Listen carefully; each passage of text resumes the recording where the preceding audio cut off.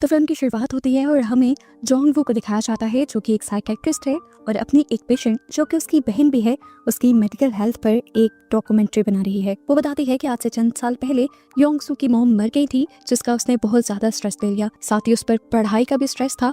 इसी वजह से उसकी मेंटल हालत काफी खराब हो गई। उसे बीमारी क्या थी ये जानने के लिए उसका MRI किया जाता है। वो बेड पर लेट जाती है। बाहर से जोंग वू और सभी डॉक्टर्स उसे ऑब्जर्व करने लग जाते हैं, लेकिन एकदम से उस रूम की लाइट फ्लिकर करती है और योंगजू वहाँ से गायब हो जाती है। ये देखकर सभी डॉक्टर्स डर जाते हैं और 2 डॉक्टर्स उस रूम में उसे चेक करने के लिए जाते हैं। तो यहीं पर कोई ना दिखने वाली पावर सभी डॉक्टर्स को उठाकर दूर दीवार पे फेंक देती है और अगले ही पल हमें योंगसू एक खौफनाक हुलिये में खड़ी दिखाई जाती है। अब सीन कट होकर हमें डीमन हंटर्स की टीम को दिखाया जाता है जिसमें 3 लोग हैं, जिसमें सबसे पहले आता है इनका लीडर बावू, उसका मैनेजर किम और एक लड़की जिसके अंदर डीमंस को भगाने की ताकत है। इनके पास अभी एक क्लाइंट आता है जिसकी बेटी अभी कुछ दिन पहले ही गायब हो गई थी और वो लड़की ऐसी नहीं थी कि वो अपना घर छोड़कर जाए। पुलिस के साथ साथ कई डिटेक्टिव्स ने उस लड़की को ढूंढने की कोशिश की थी, लेकिन जो कोई भी उसे ढूंढने के लिए निकलता है अजीबोगरीब एक्सीडेंट के चलते मारा जाता है। अब बाबू ये केस लेने को मान जाता है और जो बंदा ये केस उसके पास लेकर आया था वो बाबू को वार्न करता है कि सब कुछ बहुत ध्यान से करना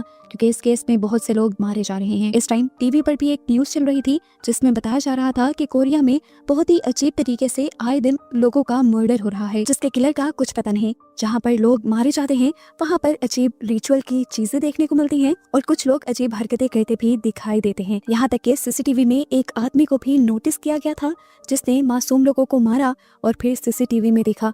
इस टाइम उसकी आंखें किसी डीमन की तरह काली थी और पुलिस की पूरी टीम भी अपनी इन्वेस्टिगेशन के बावजूद उसका पता नहीं चला पाई थी। पुलिस भी अब इन चीजों से परेशान होकर यहाँ पर फादर को बुला लेते हैं और बताते हैं कि उन्होंने ऐसा क्राइम आज से पहले कभी नहीं देखा कि जिसका सुराग ही ना मिले। फादर बताते हैं कि तुम्हारा शक बिल्कुल ठीक है, जो भी लोग ये मर्डर कर रहे हैं वो एक डिमोनिक कल्ट का हिस्सा है। जिस कल्ट के लोग अपनी ताकतें बढ़ाने के लिए डीमन को बुलाते हैं, उसे मासूम इंसानों की कुर्बानियां देते हैं जिसके बदले वो उससे ताकत या दौलत लेते हैं।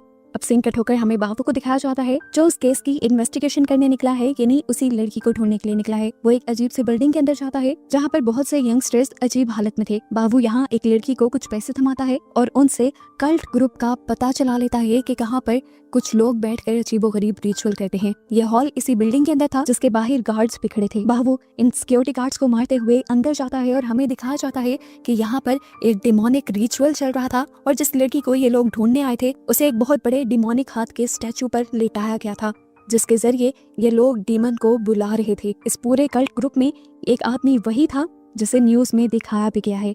यहाँ बाबू इन कल्ट के मेंबर्स से लड़ने लग जाता है, जबकि शेरन बाबू की ग्रुप की वो लड़की जो डीमंस को भगाने की ताकत रखती है वो इस लड़की के ऊपर अपना एग्जॉर्सिज्म शुरू कर देती है, यानी डीमन को निकालने का प्रोसेस शुरू कर देती है। शेरन जब उस लड़की के सर पर हाथ रखते हुए कुछ पढ़ती है तो एकदम से उसकी भी आंखें सफेद पड़ जाती हैं। अब वो डीमन जो उस लड़की के अंदर था उसको भी तकलीफ होना शुरू हो गई थी। इस मासूम लड़की की आंखें बिल्कुल काली पड़ चुकी थी और बाबू का मैनेजर ये सब कुछ रिकॉर्ड कर रहा था। इसी सब के दौरान वो नोटिस करता है कि यहाँ पर जितने भी कल्ट के मेंबर्स थे उन सबके कान के पीछे या गर्दन के पीछे एक ही किस्म का टैटू बना हुआ था और इस टैटू को भी वो रिकॉर्ड कर लेता है क्योंकि इस टैटू का इस सारे केस से गहरा ताल्लुक हो सकता है। यहाँ पर दिखाया जाता है कि शेरन के एक्सॉर्सिज्म की वजह से वो लड़की आखिर तड़प तड़प कर बेहोश हो जाती है और कुछ देर बाद जब उसे होश आता है तो शेरन उन्हें खुशखबरी देती है कि इसके अंदर से डीमन पूरी तरह चला गया है क्योंकि डीमन ने अभी उस पर पूरा कब्जा नहीं बनाया था और अब ये लड़की डीमन की पावर से आजाद थी, यानी इनका ये मिशन कंप्लीट हो चुका था। अब अगली सुबह हमें मालूम होता है कि बाबू को इस केस से जो पैसे मिले थे उसके जरिए वो एक ऑर्फनेज खोलना चाह रहा था जहाँ पर बिन माँ बाप के बच्चे रहेंगे। उसे उन बच्चों का इतना ख्याल इसीलिए था क्योंकि उसके भी मॉम डैड नहीं थे और वो भी एक ऑर्फनेज में रहता आया था। अब सीन कट होकर हमें दोबारा से साइकियाट्रिस्ट जोंग वू को दिखाया जाता है जो अपने लीड डॉक्टर को अपनी बहन की कंडीशन दिखाती है और बताती है कि उसका प्रॉब्लम अब मेंटल प्रॉब्लम से कहीं आगे है। उसे अपनी बहन का मामला एग्जॉर्सिज्म वाला लग रहा है, लेकिन इस हॉस्पिटल में एग्जॉर्सिज्म करना अलाउ नहीं था।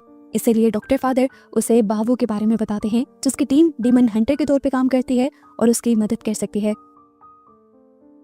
यहाँ दिखाया जाता है कि बाबू के पास इस टाइम उसका मैनेजर और शेरन थे जो उन कल्ट मेंबर्स के जिस्म पर बने टैटूज के बारे में बात कर रहे थे। बाबू को मैनेजर को ये भी खबर मिली थी कि आए दिन ऐसे टैटूज वाले लोगों की तादाद बढ़ने लगी है और शेरन बताती है कि ये टैटूज वाले लोग पूरी तरह इंसान नहीं है। कहने का मतलब उसका यही था कि वो डीमन कल्ट का हिस्सा है।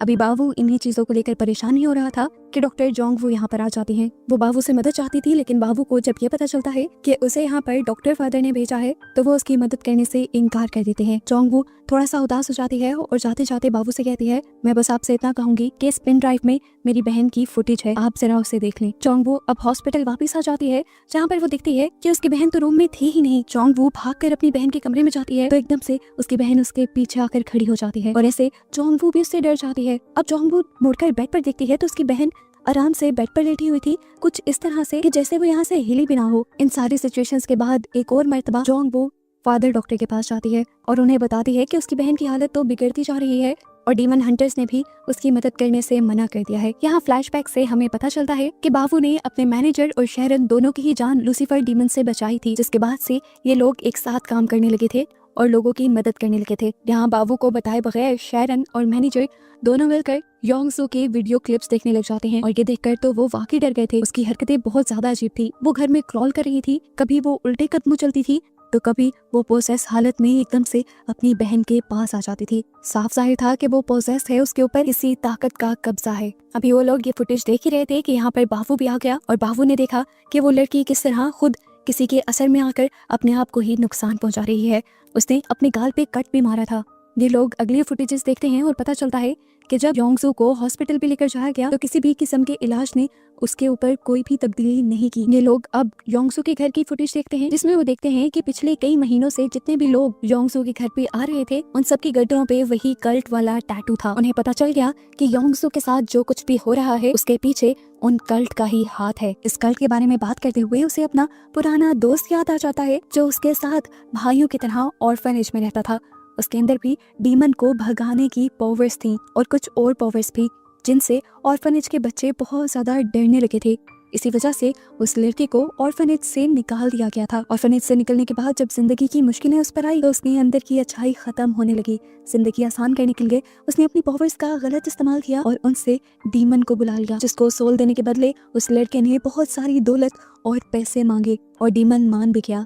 उसने ऑर्फनेज के सभी बच्चों और नंद को डीमन के हाथों मरवा दिया। उस टाइम बाबू भी वहाँ था, जो किसी करिश्मे की तरह जिंदा तो रह गया लेकिन वो उनमें से किसी और को ना बचा सका। बाबू आज तक अपने ऑर्फनेज के फादर से भी इसीलिए नाराज था और खुद भी सालों से इस गिल्ट में था कि वो ऑर्फनेज के बच्चों को ना बचा सका और अब वो उस डीमन लूसीफर से बदला लेना चाहता है। उसे लगा कि वो कल्ट भी इसी डीमन को पूछ सकता है, तो इसीलिए वो अब योंगसू का केस भी लेने को तैयार हो जाता है। खैर अब बाबू और उसकी टीम जाती है जोंगवू के पास और उसे एक क्लिप दिखाती है उसी की सीसीटीवी फुटेज का, जिसमें साफ दिख रहा था कि योंगसू के पीछे कोई और डीमन है जिसने पूरी तरह उसके अंदर अपनी जड़ें जमा ली हैं। यहाँ वो लोग जोंगवू को ये भी दिखाते हैं कि वो पिछले कई महीनों से ना जानते हुए भी डीमन के कल्ट के लोगों से जुड़ी हुई है। यहाँ तक के हॉस्पिटल के अंदर भी योंगसू के पास कई मर्तबा वो कल्ट के लोग आए थे। शैरन बताती है कि कल्ट के ये लोग जिन्हें कल्ट अपना गार्ड मानते हैं वो उनके रिचुअल के दरमियान में आने वाले लोगों को मार डालते हैं। और शैरन इन्हें एक और खौफनाक हकीकत ये बताती है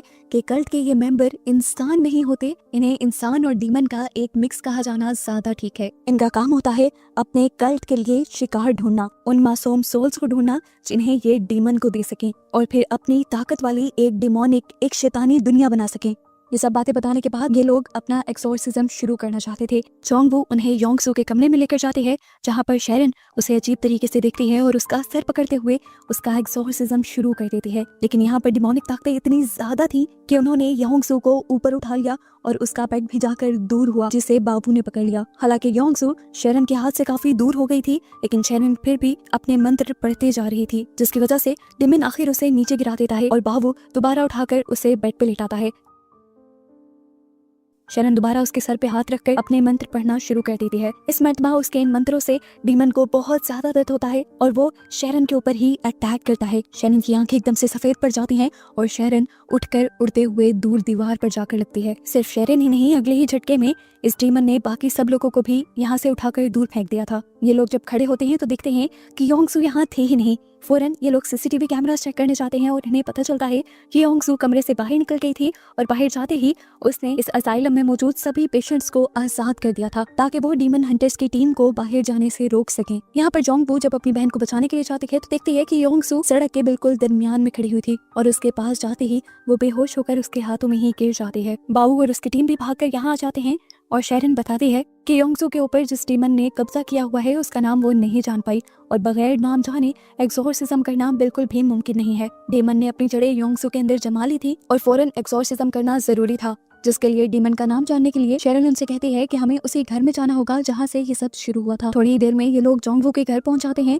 जाते ही ये लोग सारे सीसीटीवी ऑन कर देते हैं और घर के सभी खिड़कियां दरवाजे रोशनदान बंद कर देते हैं या कह लें कि सील कर देते हैं। योंगसू को चेयर पे बांध कर बिठा दिया जाता है और उसके गिर्द नमक के 2 दायरे बना दिए जाते हैं। शेरन बताती है कि एक्सोर्सिज्म का ये प्रोसेस 6 स्टेजेस में होगा। इस सब के दौरान जोंगवू को योंगसू की हालत को देखते रहना है कि कहीं उसकी इंसानी बॉडी मरने तो नहीं वाली या वो ज्यादा दर्द तो नहीं सह रही। और इन 6 के 6 स्टेजेस के दौरान शेरन को उस डीमन का नाम जानना है जिससे ये एक्सोर्सिज्म पूरा होगा। शेरन अपना पहला स्टेप शुरू करती है और यहाँ पर कुछ स्पेल्स पढ़ते हुए उसके सामने लोहे की एक चीज ले आती है जो योंगसू के आते ही टेढ़ी पड़ने लग गई और इससे साबित हुआ कि वो डीमन बहुत ज्यादा तेज है। शेरन ने कहा कि उसकी ताकत का इतना यहाँ पे होना इस चीज की अलामत है कि उस कल्ट के बहुत सारे मेंबर्स यहाँ कहीं छुपे हुए होंगे। ये सुनकर बाहू पूरे घर में फिर जाता है और ढूंढ ढूंढ कर चुन चुन कर उन सारे कल्ट के मेंबर्स को मारने लग जाता है। यहाँ बाबू उन कल्ट के मेंबर्स को मार रहा था तो अंदर शेरन दोबारा अपना रिचुअल शुरू कर चुकी थी, जिस रिचुअल से अब ये जमीन तक हिलने लगी थी। डीमन को बर्दाश्त नहीं हो रहा था कि शेरन ये सब करे। उसका ध्यान भटकाने के लिए वो अपनी ताकत से शेरन का हाथ भी चला देता है। शैतान शेरन को मारने के लिए उसके करीब भी आना चाहता था, लेकिन यहाँ पर जो नमक का घेरा बनाया गया था उससे वो बाहर नहीं निकल पा रहा था। वो डीमन यानी योंगसू एकदम से खड़ी हो जाती है तो शेरन उसे मंत्र पढ़ते हुए वापस बिठाती है। अब यही डीमन शेरन का ध्यान योंगसू से भटकाने के लिए उसी की बहन को पोजेशन में ले आता है। उसकी खराब हालत को देखते हुए शेरन पहले उसकी तबीयत को संभालने लग जाती है और तब उसे अपनी पावर्स से पता चलता है कि ये घर पहले से ही कर्स्ड है। इस घर में सिर्फ ये डीमन नहीं जो इस टाइम योंगसू के अंदर है, पहले भी बहुत सारी चीजें ऐसी हैं जो इस घर में नेगेटिव एनर्जीज को रखे हुए थी। शेरन को एक दीवार का पता चलता है जिसके ऊपर अजीबोगरीब चीजें लिखी हुई थी। इससे पहले कि वो पढ़ लेती, बाबू उसे ये सब पढ़ने से मना कर देता है क्योंकि ऐसा करने पे वो भी डीमन के कब्जे में आ सकती थी। ये सब लोग अब योंगसू के पास खड़े थे और शैतान यहाँ पर बाबू को अपनी सच्चाई बता देता है। वो अपना नाम बता देता है कि मैं वही लूसीफर डीमन हूँ जिसने तुम्हारे ऑर्फनेज के सारे बच्चों को मारा था। मैं जानता हूँ तुम मुझसे नफरत करते हो, लेकिन मैं तुम्हें यहाँ पर एक ऑफर देना चाहता हूँ। अगर तुम मेरी ऑफर कबूल कर लो, मेरे साथ मिल जाओ, मेरा कहना मानने लगो, तो मैं तुम्हें इमोर्टल बना दूंगा, जिसके बाद तुम कभी मरोगे ही नहीं। जिस टाइम बाबू ये सारी बातें सुन रहा था, हकीकत में हमें दिखाया जाता है कि इस टाइम वो शैतान के पोजेशन में आकर शेरन का ही गला दुबा रहा था। अब डीमन अपनी ताकत से यहाँ की सभी चीजों को जमाने लग जाता है। ठंड बढ़ जाती है और इन लोगों की हालत खराब होने लगती है। एकदम से शेरन की भी तबीयत बिगड़ती है और अगले ही सेकंड हम शेरन को डीमन की दुनिया में देखते हैं। वो शेरन को अपनी दुनिया में उससे बात करने के लिए लेके आया था। वो शेरन को बताता है कि योंगसू उसकी दुनिया में बहुत ही आराम से है, इसीलिए वो उसे यहाँ ले आया था। कुछ देर में शेरन इस दुनिया से बाहर निकल आती है और असली दुनिया में योंगसू से दोबारा डीमन का नाम पूछती है, क्योंकि पहले जो डीमन ने अपना नाम बाबू को बताया था वो सिर्फ उसे धोखा देने के लिए, ट्रिक करने के लिए बताया था, वो उसका असल नाम नहीं था। इसके बाद डीमन एक और खेल खेलता है। वो योंगसू की आवाज में यहाँ बहुत ही इमोशनल होकर जोंगवू को बुलाता है तो वो भी उसके गिर्द बना नमक का ये सर्कल पार करते हुए अपनी बहन के पास चली जाती है। ऐसे उस सर्कल का असर टूट जाता है और डीमन जल्दी से उस नमक को अपने इर्द गिर्द से उड़ा देता है और आजाद हो जाता है। अब क्योंकि वो आजाद हो गया था तो सबसे पहले वो यहाँ के लोगों को उठाकर दूर पटकता है और योंगसू को लेकर यहाँ से चला जाता है। यहाँ पर अब अजीबोगरीब चीजें होना शुरू हो जाती हैं, जिस तरह बाबू के मैनेजर को कोई अजीब सी ताकत आसमान में उठा लेती है। इन लोगों के ऊपर चीजें आने लगती हैं और तब बाबू को समझ आता है कि उस डीमन के अलावा भी इस घर में बहुत कुछ अजीब चल रहा है। जोंगवू को बाबू की ये बात सुनते ही एक बात याद आती है कि जिनसे उसने ये घर खरीदा था, उसने कहा था कि इस घर की बेसमेंट में कुछ बड़ी बड़ी चीजें हैं। जोंगवू को ये भी याद आता है कि उन लोगों की गर्दन पे भी वही कल्ट वाले निशान थे। ये बात जैसे ही वो बाबू को बताती है तो बाबू फौरन बेसमेंट में जाता है। दूसरी तरफ बाकी सब लोग मिलकर अब योंगसू को देख रहे थे, जो इन्हें ड्राइंग रूम में छत से लटकी नजर आती है। उसकी आंखें भयानक काली हो रही थी और पूरा चेहरा लाल पड़ चुका था। वो भयानक दिख रही थी और इन लोगों के कहने से नीचे भी नहीं आ रही थी। फाइनली अब हमें दिखाया जाता है कि बाबू जिस बेसमेंट में गया था वहाँ पे कल्ट के बहुत सारे मेंबर्स थे जो रिचुअल कर रहे थे। इसीलिए तो इस घर के अंदर शैतान की यानी डीमन की पावर्स इतनी ज्यादा थी, क्योंकि यहाँ पर उसे पूजा जा रहा था, उसके लिए रिचुअल्स किए जा रहे थे। वायु अब बिना टाइम वेस्ट किए यहाँ पर एक के बाद एक इन कल्ट के लोगों से लड़ना शुरू कर देता है और आखिर वो इंसान भी उठ खड़ा होता है जो इन सब को लीड कर रहा था, यानी ये सारा रिचुअल परफॉर्म कर रहा था। वो बाबू का मुंह पकड़कर कुछ पढ़ता है जिसकी वजह से बाबू भी पोजेस होने लगता है। उसके ऊपर भी डीमन की पावर कब्जा करने लग जाती है, लेकिन बाबू गॉड को याद करता है और अपने आप को होश में लाकर उसी पर हमला करके आखिर उन सभी को खत्म कर देता है। इधर दूसरी तरफ दोबारा शेरिन डीमन की दुनिया में जाती है उसका नाम पता करने के लिए, और आखिर उसे बातों में लगाकर वो डीमन के मुंह से ही डीमन का नाम पता कर भी लेती है, जिसके फौरन बाद शेरिन असल दुनिया में आती है और दोबारा छत से लगी योंगसो की तरफ हाथ करते हुए एग्जॉर्सिज्म उसका शुरू कर देती है। अब वो भी इस मर्तबा जब डीमन का नाम लेते हुए एग्जॉर्सिज्म कर रही थी तो डीमन गुस्से में आ जाता है और उसकी तकलीफ भी कहीं ज्यादा बढ़ जाती है, जिसकी वजह से वो यहाँ की खिड़कियां भी तोड़ देता है और योंगसू जोर से चिल्ला देती है। उसकी आवाज इतनी तेज थी कि यहाँ दीवार पर लगी सारी चीजें नीचे उतर कर गिर जाती हैं और डीमन की दुनिया का एक पोर्टल भी यहाँ पर खुल जाता है, जिसके अंदर वो योंगसू को खींचने लगा था। शेरिन ने योंगसू का इस टाइम सर पकड़ रखा था और बाहू ने उस पर रस्सी बांध रखी थी उसे बचाने के लिए। शेरिन अभी भी अपने मंत्र पढ़ रही थी तो शैतान अब उनको भी तकलीफ पहुंचा रहा था। शेरिन और बाबू दोनों की आंखें काली पड़ चुकी थी। शैतान एक बार फिर उनसे कहता है कि जान बचानी है अपनी तो मेरा कहना मानो, मुझे अपना लो। पर शेरिन ठीक उसी वक्त उसका जादू तोड़कर उसी की दुनिया के पोर्टल से योंगसू को अचानक से निकाल लेती है। बाबू बिना वक्त ज़ाया किए उस पोर्टल पर एक पंच मारते हुए उसे बंद कर देता है, जिसके बाद ये दोनों भी नॉर्मल हो जाते हैं और यहाँ कुछ पल को सुकून आ जाता है। फाइनली योंगसू की भी जान उस शैतान से छूट चुकी थी। पता चलता है कि वही डीमन यानी शैतान था जिसने बाबू के ऑर्फनेज के बच्चों को भी मारा था और पहले अपना नाम लूसीफर बताकर सबको गुमराह किया था। योंगसू के ठीक होते ही बाबू का भी बदला इस तरह पूरा हो चुका था, जिसके बाद अब फाइनली अगले सीन में हम देखते हैं कि कुछ वक्त गुजर चुका है, बाबू अपना ऑर्फनेज खोल चुका है, जिसकी ओपनिंग के बाद वो एक ऐसी मीटिंग में जाता है जहां उसी कल के मेंबर अभी भी दोबारा शैतान को बुलाने की तैयारियां कर रहे थे, जिनके काफी सारे ग्रुप को पहले बाबू और उसकी टीम मार चुके थे। इन सब का लीडर था आर्ट बिशप, जिसे इन्हें दिखाया नहीं जाता, पर मूवी यहाँ खत्म हो जाती है।